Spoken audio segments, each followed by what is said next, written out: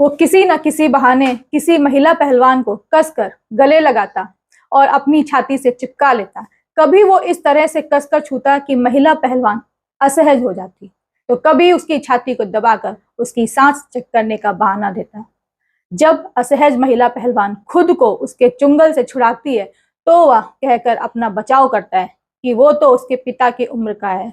वो बेटी की तरह उनको गले लगा रहा था और उसकी ताकत पर रखने के लिए छाती दबा रहा था। लेकिन एक महिला समझती है कि डॉक्टर के चेक करने और गलत नियत से स्तन को दबाते हुए छाती चेक करने का मतलब क्या होता है।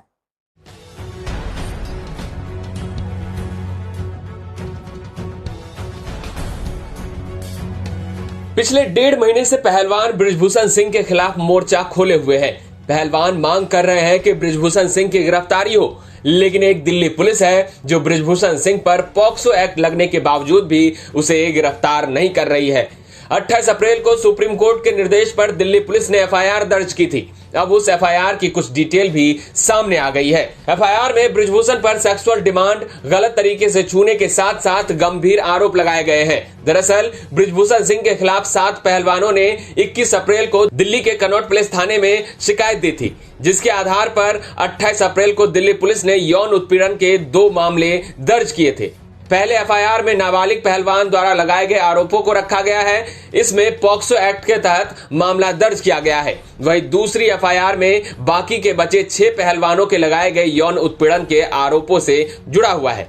बृजभूषण सिंह पर आईपीसी की धारा 354, 354A, 354D और 34 लगाई गई है। इस मामले में अधिकतम 3 साल तक की सजा हो सकती है। एक केस पॉक्सो एक्ट में भी दर्ज किया गया है। इसमें दोषी पाए जाने पर कम से कम 7 साल की जेल और अधिकतम उम्र कैद तक की सजा हो सकती है। नाबालिग पहलवान ने अपनी शिकायत में कहा है कि बृजभूषण सिंह ने उसे कसकर पकड़ लिया, तस्वीर खिंचवाने का नाटक किया, अपनी ओर खींचा, कंधे पर जोर से दबाया और फिर जानबूझकर उसके शरीर को गलत तरीके से छुआ। जबकि पीड़ित पहलवान ने यह भी कहा था कि वो उसका पीछा ना करे।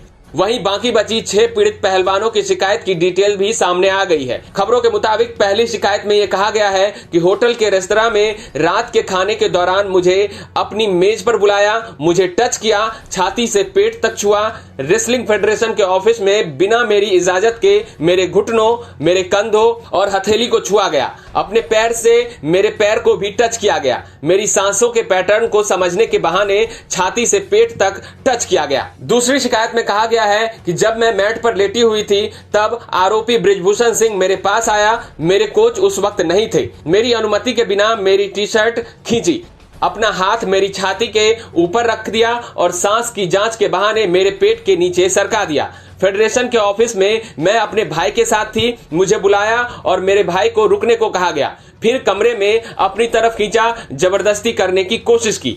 तीसरी शिकायत में आरोप है कि उसने मुझे मेरे माता पिता से फोन पर बात करने के लिए कहा, क्योंकि उस समय मेरे पास मेरा मोबाइल फोन नहीं था। आरोपी ने मुझे अपने बिस्तर की ओर बुलाया जहां वो बैठा था और फिर अचानक मेरी अनुमति के बिना उसने मुझे गले लगा लिया अपने यौन इरादों को पूरा करने के लिए। उसने मुझे सप्लीमेंट खरीदने की पेशकश करके मुझे रिश्वत देने की भी कोशिश की।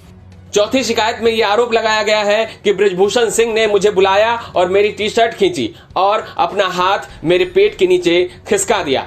मेरी सांस की जांच के बहाने मेरी नाभि पर हाथ रख दिया। पांचवी शिकायत में यह दिया हुआ है कि मैं लाइन में सबसे पीछे थी, तभी गलत तरीके से छुआ। मैंने जब दूर जाने की कोशिश की तो कंधे को पकड़ लिया।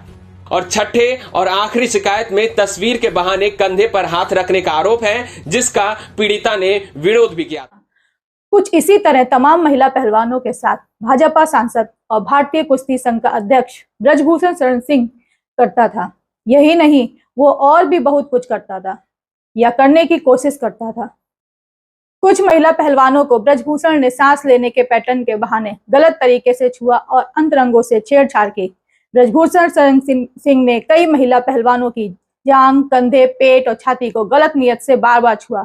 छेड़छाड़ के लिए बृजभूषण ने सांस और ताकत का पैटर्न चेक करने का बहाना बनाया था।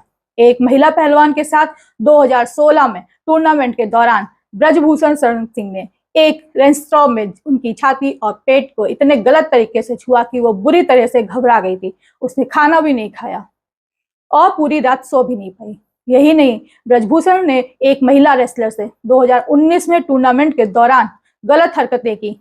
वहां ब्रजभूषण सिंह ने उसकी छाती और पेट पर हाथ फेरा और फिर उसके स्तन को तेजी से दबाने लगा। ये चंद घटनाएं हैं जो सुप्रीम कोर्ट से लेकर पुलिस एफआईआर तक में दर्ज हैं।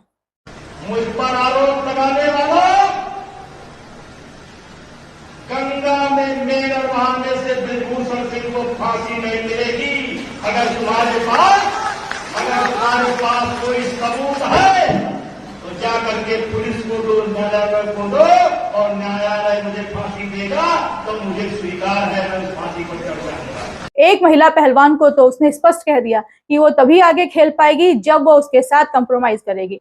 जब वो नहीं मानी तो उसकी श्रेणी से बड़ी श्रेणी के खिलाड़ियों के साथ डाल दिया गया जिससे वो फेल हो जाए। तमाम महिला पहलवानों ने तो उसके डर से अपना कैरियर ही खत्म कर दिया। वो किसी भी स्थिति में समझौते को तैयार नहीं थी। जो पहलवान आज लड़ रहे हैं उन्हें शोषण झेला। महिला पहलवानों के साथ कई बार प्रोफेशनल मदद के बदले ब्रजभूषण सिंह ने सेक्सुअल फेवर मांगे। महिला पहलवानों ने यौन शोषण की 1.5 दर्जन घटनाओं की जानकारी पुलिस को दी है। इसमें से 10 ऐसी घटनाएं हैं जिसमें उसने महिला पहलवानों के साथ रेप जैसा अटेम्प्ट किया। हम सभी जानते हैं कि पास्को एक्ट में पीड़ित को सबूत नहीं देने होते बल्कि आरोपी को खुद निर्दोष साबित करना होता है। यही कारण है कि पास्को एक्ट में मामला दर्ज होते ही गिरफ्तारी हो जाती है। मगर भाजपा सांसद ब्रजभूषण सिंह के खिलाफ दिल्ली पुलिस ने कार्रवाई करने के बजाय उसे बचाने के लिए फर्जी तरीके से लड़की को बालिग दिखाने की साजिश रची। पुलिस की कार्रवाई से पहले ही लग रहा था कि वो कुछ नहीं करेगी, तभी महिला पहलवानों को एफआईआर तक के लिए सुप्रीम कोर्ट जाना पड़ा। दूसरी एफआईआर में महिला पहलवानों ने घटना के संबंध में न सिर्फ सबूत दिए बल्कि अपने लाइव नार्को टेस्ट के लिए भी आग्रह किया। उन्होंने ब्रजभूषण के लिए भी नार्को टेस्ट के लिए भी पुलिस को कहा, मगर पुलिस ने कुछ नहीं किया। यह सभी बातें हैं जो पुलिस पर सवालिया निशान लगाती हैं। वहीं खाप पंचायतों और किसानों ने धीरे धीरे इस मामले में तेजी दिखानी शुरू कर दी। सियासी सरगर्मी भी बढ़ी।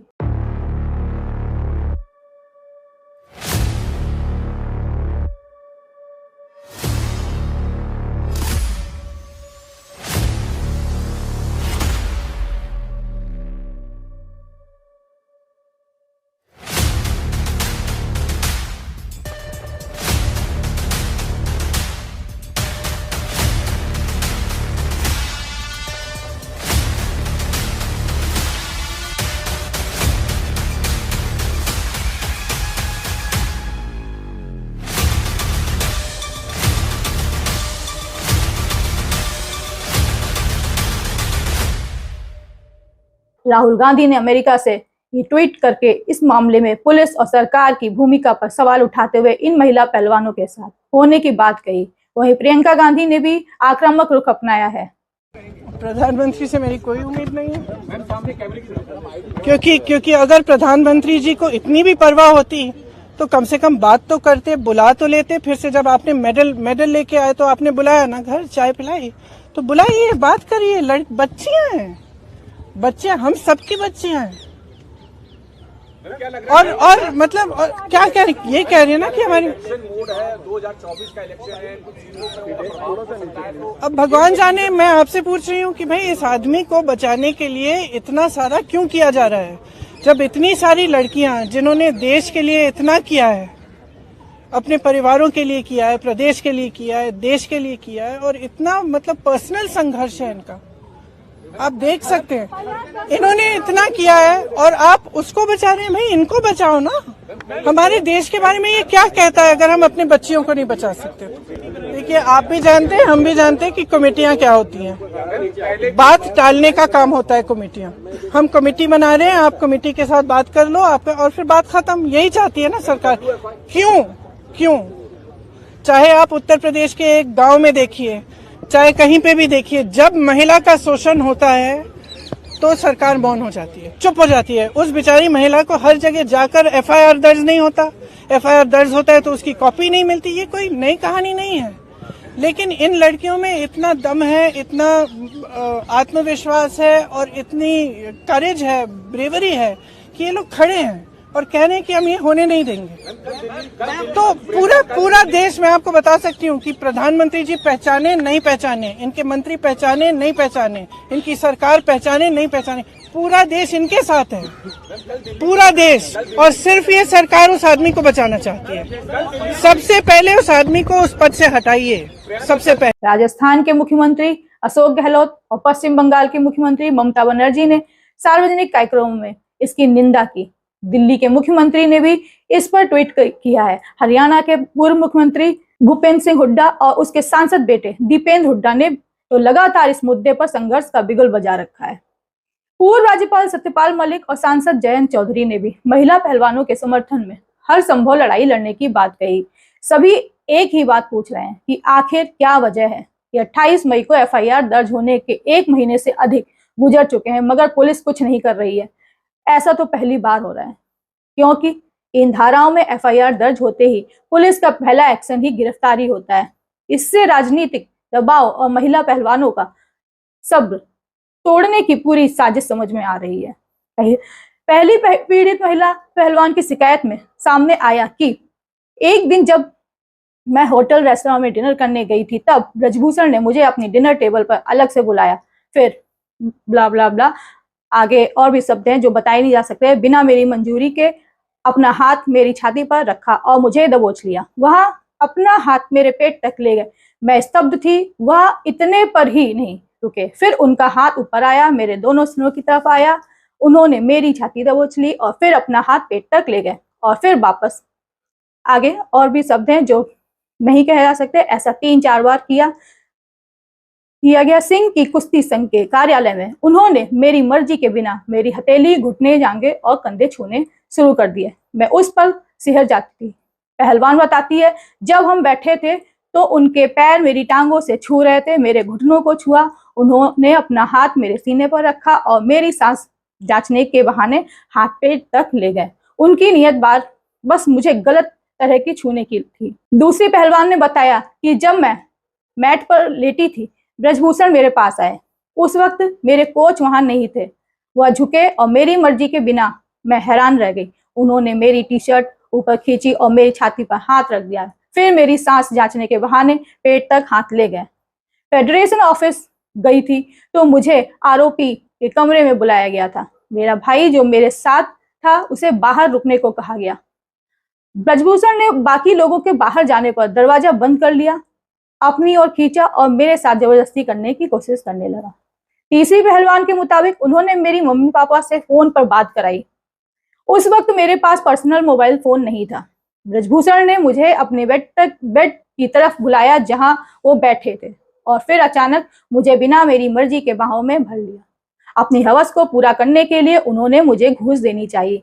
कहा कि एथलीट के रूप में जो सप्लीमेंट की जरूरत है खरीद देंगे, बदले में सेक्स चाहिए। धमकाया कि नहीं किया तो क्या होगा, समझ नहीं सकती थी। चौथी पहलवान ने बताया कि मुझे ब्रजभूषण ने बुलाया था और मेरी टी शर्ट ऊपर करके सांस चेक करने के बहाने पेट और नाभि तक हाथ ले गया।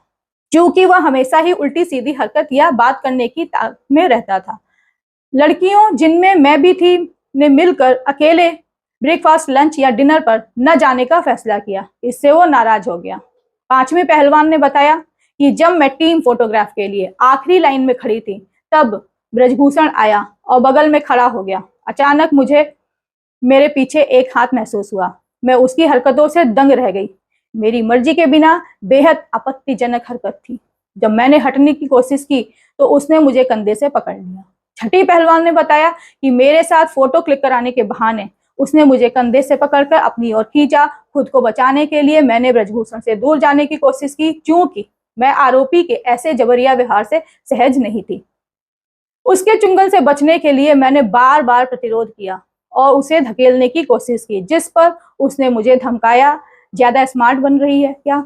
आगे कोई कंपटीशन नहीं खेलना है क्या तूने? 7वीं नाबालिग पहलवान लड़की के साथ तो उसने बहुत ही बुरा किया, जिसे रेप की कोशिश के तौर पर समझा जा सकता है।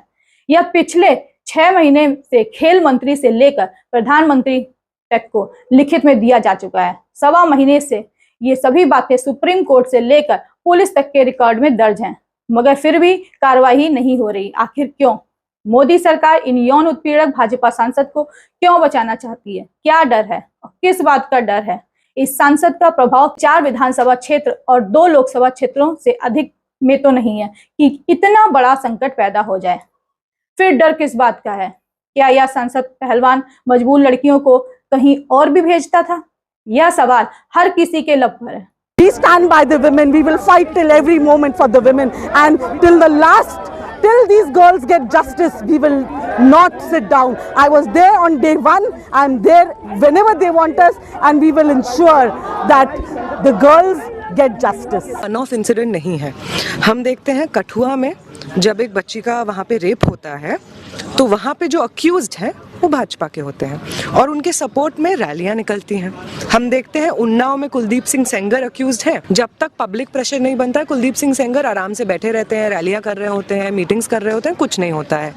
हाथरस में पूरा पुलिस लग जाता है वहाँ पे बॉडी को क्रेमेट करने में। वो जो दलित महिला का रेप हुआ पूरे बॉडी को क्रेमेट करने में लग जाता है, पूरा स्टेट उसको छुपाने में लग जाता है। तो ये नया नहीं है। भाजपा का रेपिस्टों को संरक्षण देने का कहानी बहुत पुराना है। मगर जवाब किसी के पास नहीं।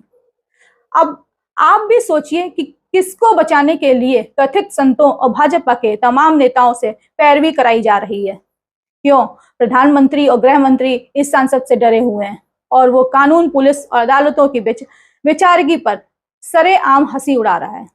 सोचिए और सोचते रहिए, क्योंकि इस अन्याय के खिलाफ बोलने की आप में हिम्मत ही नहीं है। जय हिंद।